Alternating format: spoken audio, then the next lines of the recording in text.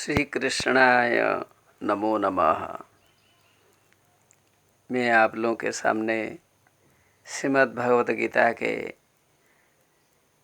11 अध्याय से 16 श्लोक बोलने जा रहा हूँ। इस श्लोक में श्री कृष्ण के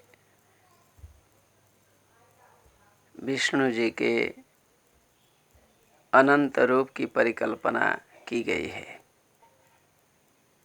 यह देखकर अर्जुन विस्मित हो रहा है, क्योंकि पहले सुनना और सामने में प्रत्यक्ष करना, इन दोनों चीज़ों में बहुत अंतर एवं बहुत प्रभावपूर्ण अनुभूति होती है।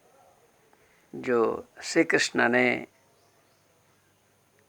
भक्त के भाव से समाविष्ट अर्जुन को बतलाया, जो बहुत शरणापन्न था, इनके पास शरण में आया हुआ था। श्लोक इस प्रकार है। अनेक बाहु दरवक्त्र नेत्रम् पश्यामि त्वां सर्वतोऽनन्तरूपम् नान्तं न मध्यं न पुनस्तवादिं पश्यामि विश्वेश्वरविश्वरूप पश्यामि विश्वेश्वरविश्वरूप। हे विश्वेश्वर, हे विश्व का ईश्वर, हे संसार का ईश्वर, हे परमेश्वर, हे श्री कृष्ण, हे नंदनंदन, हे श्री विष्णु। अनेक बाहुदर वक्त्र नेत्रम, मैं आपके दिव्य मूर्ति को देख रहा हूँ, जिसमें अनेक बाहु, बहुत सारे बाहुएं हैं। Many arms are there, crores of arms are there। अनेक बाहु, अनेक बाहुएं हैं। उदर, बहुत सारे उदर हैं, बहुत सारे उदरों से परिपूर्ण है।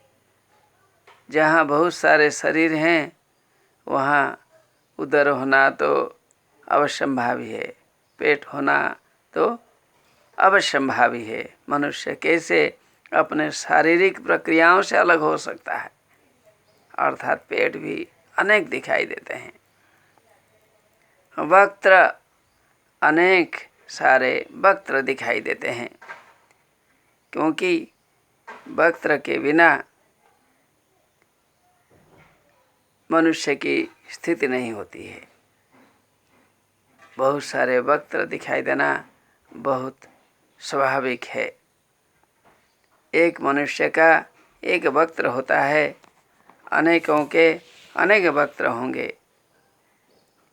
इसलिए बहुत सारे जो मुख दिखाई देते हैं, यह बहुत स्वाभाविक है। जहाँ बहुत सारे देव, जहाँ एक देव की अनंत मूर्ति दिखाई देते हैं, वहाँ वक्त्र का दिखाई देना, मुँह का दिखाई देना स्वाभाविक है। नेत्रम, बहुत सारे नेत्र होते हैं।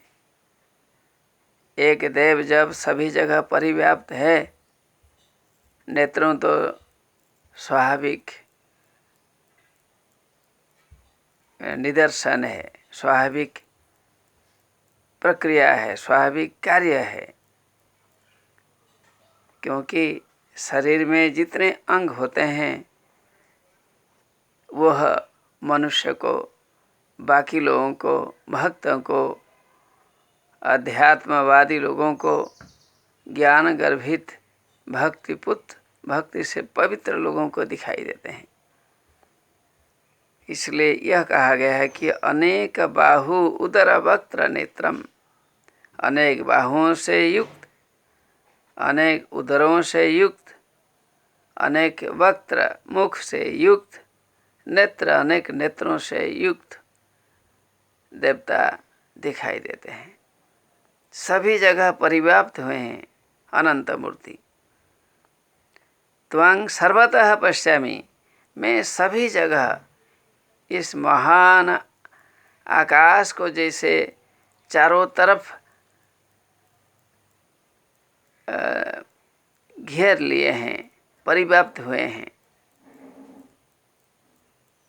इस महान आकाश जैसे स्थान में इनके दिव्य रूप दिखाई देते हैं। Everywhere his cosmic form is available, seen, observed, experienced by Arjun. पुनः तब अंतं न पश्यामि, अंत में नहीं दिखाई देता हूँ। वेयर इज इट्स एंड, इसका अंत हमें नहीं दिखाई देता है।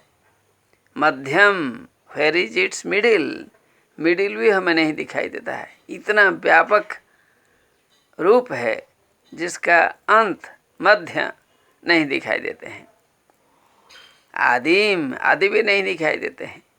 कहाँ से शुरू होता है ये रूप, वह गणनीय नहीं है। It is very difficult to find out its beginning, very difficult to see its end, similarly its middle, अर्थात इसके आरंभ, इसके मध्य, इसके अंत, ये तीनों चीज़ें देखना, सोचना असंभव है।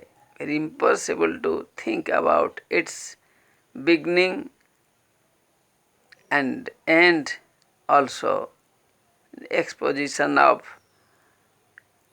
middle portions। मिडिल मतलब इतना बड़ा आकाश है, इसका मध्य आप क्या देखोगे? आदि नहीं दिखाई देता है, अंत नहीं दिखाई देता है, मध्य कैसे दिखाई देगा?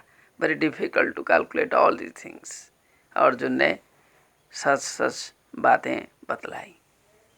यही अनंत मूर्ति युक्त परमात्मा परमेश्वर सबका कल्याण करे। नमो नमः।